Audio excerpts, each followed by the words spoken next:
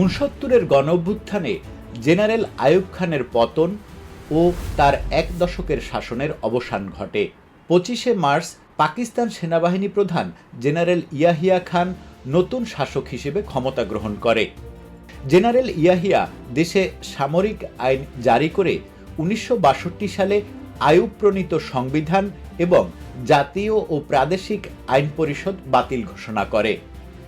জাতির উদ্দেশ্যে দেয়া এক ভাষণে জেনারেল ইয়াহিয়া যথাশীঘ্র সম্ভব নির্বাচিত প্রতিনিধিদের হাতে ক্ষমতা হস্তান্তরের অঙ্গীকার করে। 1970 সালের 1 জানুয়ারি থেকে রাজনৈতিক কার্যকলাপের উপর বিধিনিষেধ তুলে নেওয়া হয়। 1 মার্চ এক আদেশ বলে 1 ইউনিট ব্যবস্থা ভেঙে দিয়ে পশ্চিম পাকিস্তানের পূর্বের প্রদেশগুলোকে পুনরুজ্জীবিত করে।